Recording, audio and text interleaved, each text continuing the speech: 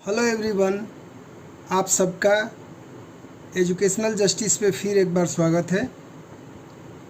आप मेरे चैनल पे अगर पहली बार आए हैं तो इस चैनल को लाइक, सब्सक्राइब और शेयर ज़रूर कर दीजिएगा और बेल आइकन घंटी भी बजा देना है ताकि आने वाली वीडियो आपको सबसे पहले मिल सके।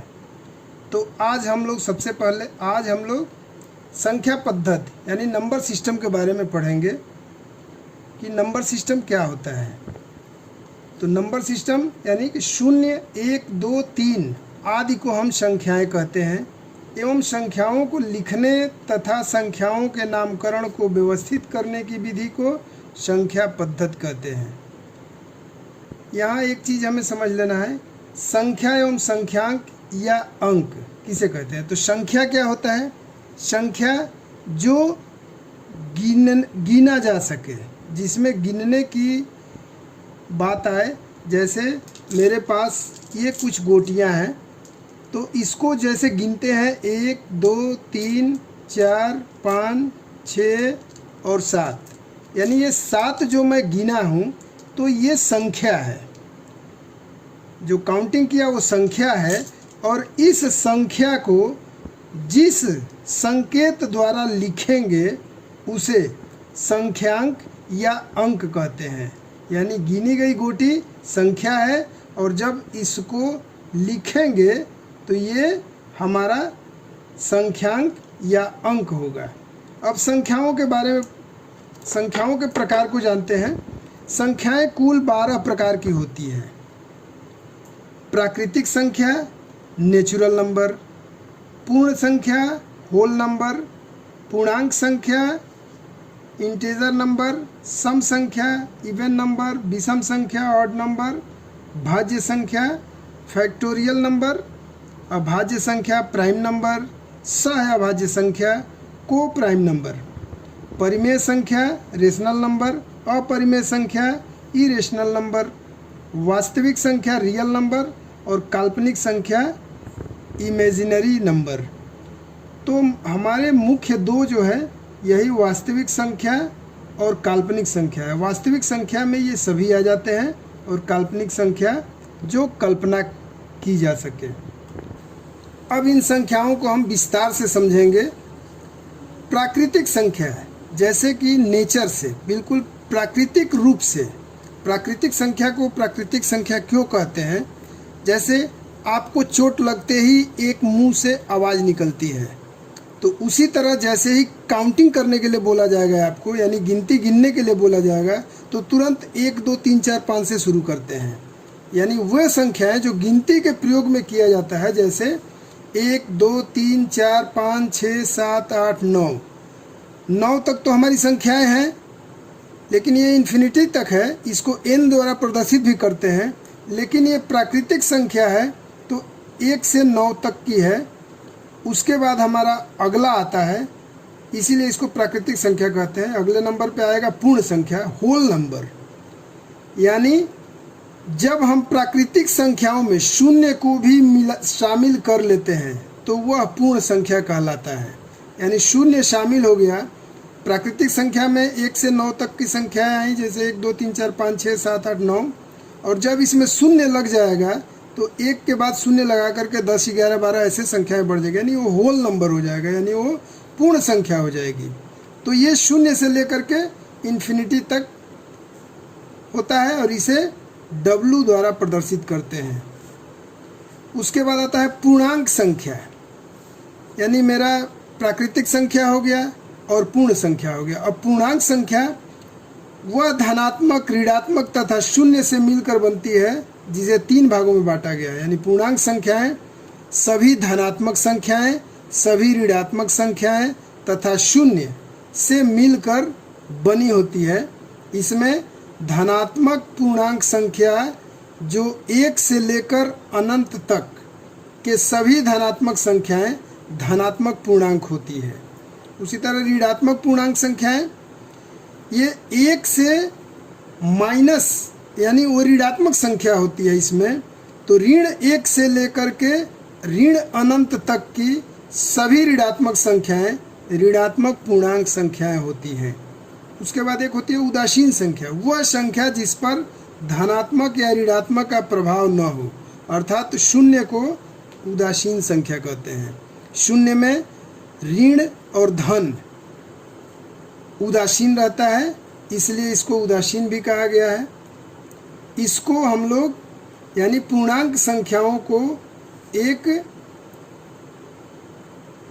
इस समझते हैं हम लोग, इसमें रेखा पे एक रेखा पे विभाजन करके शून्य से दाहिने तरफ, यानी यह जो है धनात्मक संख्याएं हैं, ये होती है 1 2 3 4 5 से अनंत तक, ये धनात्मक संख्या होती है।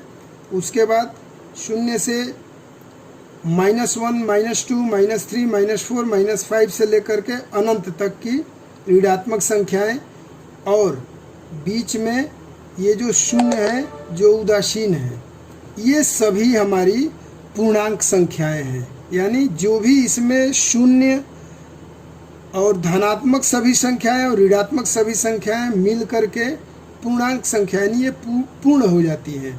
इसे आई द्वारा प्रदर्शित करते हैं। चौथी संख्या हमारी है सम संख्याएं। सम संख्याएं उसे कहते हैं जो 2 से पूर्णतः विभाजित हो जाए। जो भी संख्या 2 से पूरी विभाजित हो जाती है उसे सम संख्या कहते हैं।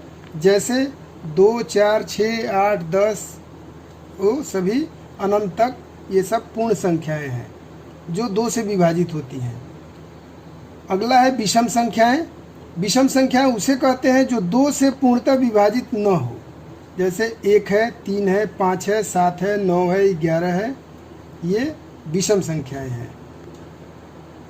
छठा है भाज्य संख्याएं। भाज्य संख्या उस प्राकृतिक संख्या को कहते हैं जो एक तथा कम से कम किसी एक अन्य संख्या से विभाजित हो, जो 1 से भी विभाजित होता हो और एक कोई और संख्या से कम किसी एक और संख्या से विभाजित होता हो, यानी अधिक संख्याओं से भी विभाजित हो सकता है, उसे भाज्य संख्या कहते हैं। जैसे 4 है, 4 1 से भी विभाजित हो जाएगा, 4 2 से भी विभाजित हो जाएगा, 4 स्वयं से भी विभाजित हो जाएगा। उसी तरह 6 है, 8 है, 9 है, 10 है, 12 है, ये क्या है हमारी भाज्य संख्याएं हैं। उसके बाद अभाज्य संख्याएं। अभाज्य संख्या उस प्राकृतिक संख्या को कहते हैं जो स्वयं तथा एक के अतिरिक्त किसी अन्य संख्या से विभाजित न हो। अभाज्य संख्या वह होती है जो स्वयं और एक के अलावा किसी अन्य संख्या से विभाजित नहीं होती है, उसे अभाज्य संख्या कहते हैं। जैसे 2 है, 3 है, 5 है, 9 नहीं होगा, ये ध्यान देना है। 9 1 से भी विभाजित होगा, 9 9 से भी विभाजित होगा और 9 3 से भी विभाजित हो जाता है, इसलिए अभाज्य संख्या 9 नहीं है। 7 है, 11 है। उसके बाद सह अभाज्य संख्याएं। कम से कम 2 अभाज्य संख्याओं का ऐसा समूह जिसका महत्तम समापवर्तक HCF 1 हो। जैसे 2 है, 3 है, 2 को अगर डिवीजन करेंगे तो 2 1 से कटेगा, फिर 2 से भी कटेगा। 3 को करते हैं तो 3 1 से भी कटेगा और 3 से भी कटेगा। इसमें जो सबसे बड़ा फैक्टर है वो 1 है, यानी हमारा HCF कम से कम 2 संख्याओं का HCF 1 होता है, वह सह अभाज्य संख्या होती है। अब 9वें नंबर पे हमारा है परिमेय संख्या। परिमेय संख्या उसे कहते हैं जिसे P/Q को रूप में प्रदर्शित किया जाता है या लिखा जाता है, यानी जिसे अंश बटा हर के रूप में लिखा जाता है। लेकिन इसमें ध्यान रहे कि इसमें Q कभी भी शून्य नहीं होगा। जैसे 3/5, 7/9, 11/4, √25 डैश, यानी ये हमारा परिमेय संख्या है। अब है अपरिमेय संख्या। अपरिमेय संख्या वो संख्याएं हैं जिन्हें P/Q के रूप में न व्यक्त किया जा सके, अपरिमेय संख्या कहलाती है। जैसे पाई है, √2, √5, √7 इत्यादि। वास्तविक संख्याएं यानी वास्तविक संख्या में वो सभी ऊपर की संख्याएं हैं, वो इसी वास्तविक संख्या के अंतर्गत आती है। परिमेय तथा अपरिमेय संख्याओं को संयुक्त रूप से वास्तविक संख्याएं कहते हैं, जैसे 22/7 पाई, √2, 21/5 आदि, और इसे r से दर्शाते हैं। काल्पनिक संख्या, जैसे कि नाम से ही ये परिभाषित हो रहा है, वह संख्या जिसकी कल्पना करते हैं, अर्थात जो वर्ग में ऋणात्मक संख्या हो और उस संख्या का वर्गमूल ज्ञात नहीं कर सकते हैं, उसे काल्पनिक संख्या कहते हैं। इसे i द्वारा प्रदर्शित करते हैं और i का मान होता है √-1, और इस i को आयात पढ़ते हैं। तो ये हमारी संख्याएं थी और उनकी विस्तार था यानी परिभाषाएं थी। इन संख्याओं को हल करने के लिए हमें याद रखना चाहिए, जिसे सूत्र कहते हैं, और सूत्र में ही पिरो करके कोई भी गणित का सवाल हल किया जा सकता है। तो इसमें कुछ सूत्र है, इसको मैं बता रहा हूँ। लगातार n तक की प्राकृतिक संख्याओं का योग कैसे निकालेंगे, यानी तो उसका सूत्र होता है n √n+1 अपान 2। n यानी लगातार जो गिनते हैं, 1 से लेकर के 1 2 3 4 5 6 7 8 9 तक अगर रहे और उन संख्याओं का योग करना है, तो हमें n यानी लगातार अंतिम 9 तक है, 1 से 9 तक की संख्याओं गिनना है, तो वहाँ पे 9 ये वहाँ पे हो जाएगा। फिर कोष्टक के अंदर फिर 9 + 1 करके इसको सॉल्व करेंगे। दूसरा है लगातार n तक की प्राकृतिक संख्याओं के वर्गों का योग, तो उसके लिए n कोष्ठ में n+1 कोष्ठ बंद, फिर कोष्ठ में 2n+1 कोष्ठ बंद बटा 6।